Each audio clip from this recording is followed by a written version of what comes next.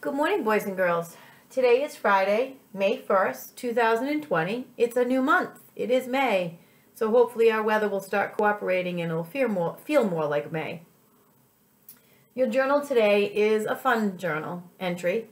To make the perfect salad, I would plant blank, blank, blank, blank, blank. So if you were to make a salad, and you may like certain things in your salad that other people don't, what would you go outside and plant in your garden to make your perfect salad? So for me, I would plant lettuce, tomato, cucumber, some avocados. I love blueberries in my salad, so I'd have to plant some blueberries. I'd have to plant some cranberries because I like dried cranberries, so I'd have to plant some cranberries and then dry them out. And then I'd have to actually go out and buy a goat and keep him in the yard so that I could milk the goat and then make goat cheese because I put goat cheese on my salad. So my salad garden would be quite interesting. So don't forget to draw a picture of what your garden would look like and have fun with it. It's Friday, right? All right, so this is one of my all-time favorite stories.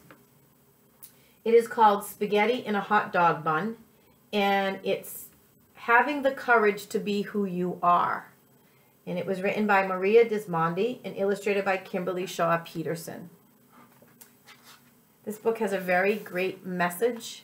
And I think the other thing I love about it is this little girl's hair is crazy. So, the delicious smell of breakfast filled the air as Lucy's grandpa handed her a plate. Lucy smeared ketchup on her toast.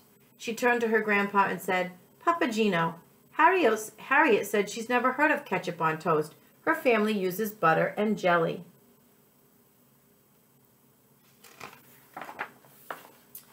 "It's okay. Not everyone likes the same thing, Lucy. It doesn't mean one person is right or wrong. We're all different. What a boring world it would be if we were all exactly alike. Do you remember what's really important?" Papa Gino asked. "Yes, Papa. Even if we are different from others on the outside, we all have a heart with feelings on the inside."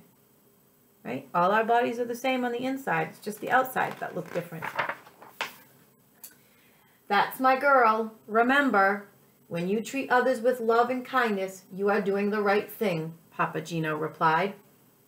On the school bus, Lucy and her friend Harriet pulled out some paper and crayons. Sitting across from them was Ralph. As usual, Ralph sat alone, staring out the window. He looked over at them and rolled his eyes.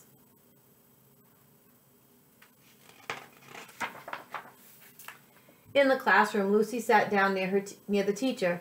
Miss Marcia waited to begin as the children settled into their seats. Ralph carelessly hurried over and tripped on Lucy's foot. Before long, he was glaring at her. Ralph whispered, "Woof! I can see the book with this poodle in front of me. I can't see the book with this poodle in front of me." Lucy could hear him giggling behind her. "Oh no, why did it have to be me?" she wondered. Not very kind. During lunch, Harriet shouted one of her silly jokes over the other children's voices as the girls ate, their bellies shook with laughter. Across the table, Ralph hollered, "Yuck! That's the disgusting smell! Whoever heard of eating spaghetti in a hot dog bun? Don't you think that's gross, Tony?"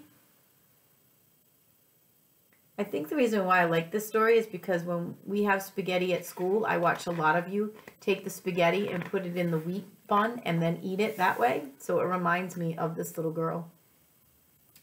Tony and the other children at the table turned away from Ralph, shaking their heads.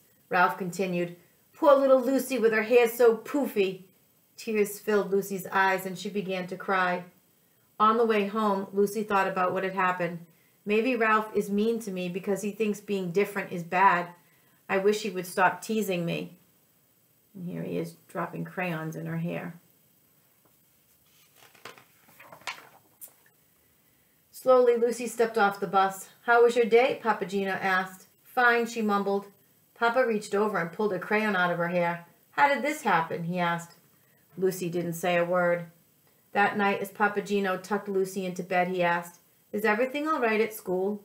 Lucy rolled over. He leaned down, kissed her on the cheek, and whispered, "Always remember, Papa is here for you. If something's not right, we can work on fixing it together. It's not that easy, thought Lucy. How do I stop Ralph from teasing me? How could he have a heart and be so mean? Lucy had a hard time falling asleep, worrying about what would happen tomorrow.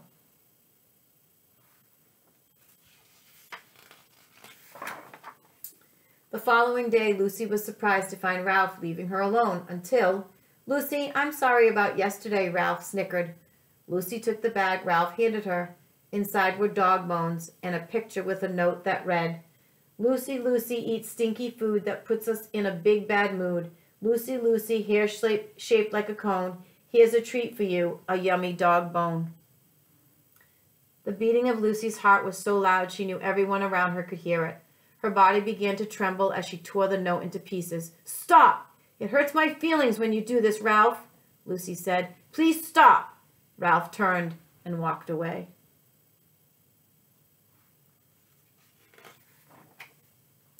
It was recess time, and Lucy played alone. She didn't want to tell Miss Marcia about Ralph. She was afraid of being a tattletale. Lucy wished Papa Gino was here to help. What should I do? She asked herself over and over.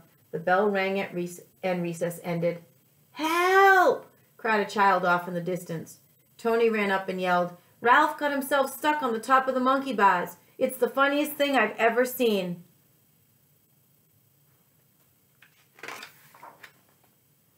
"This is my chance. I'll go tell Ralph how mean he really is." "Mean, mean," Lucy said under her breath. She stomped off toward the monkey bars. When she reached Ralph, Lucy paused. She looked him in the eye and said, "What you did was mean." Standing before Ralph, Lucy could hear her papa's words. Ralph did have a heart with feelings.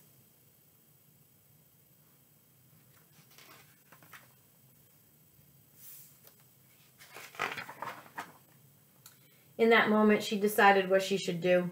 Lucy started to climb up the monkey bars. She saw tears in Ralph's eyes. He hesitated to move and whispered, "I'm scared."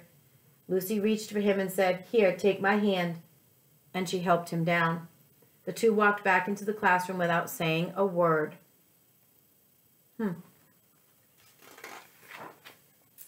On the way home, Lucy sang songs with Harriet. As the bus pulled up to her stop, Ralph suddenly reached over and handed her a picture. Lucy was amazed by what she saw. "Thanks," she muttered softly. After she got off the bus, Lucy reached for her papa's hand and said, "Papa, there's this boy Ralph who was really mean to me. Today he was in trouble, and I helped him."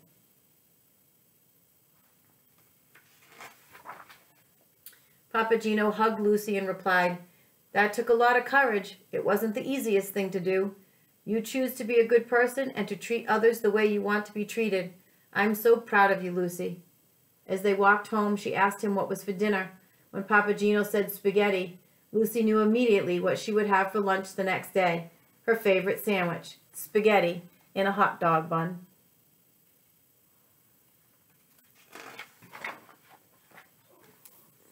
I think I also like this story too because my grandmother used to put spaghetti, her leftover spaghetti, in some bread and make a sandwich the next day. So, like Papa Gino says, we're all the same on the inside. We're just different on the outside. And we need to treat each other with kindness and treat others the way we would like to be treated. So, have a great Friday. I am going to post a chapter book, the last chapter of Chomp's Flea, Gray Cat, and Me, so that we can start a new chapter book on Monday. So have a great day. Enjoy your science activities with Mrs. Jupin. It's going to be about habitats and all about forests. So take care and have a great day, guys.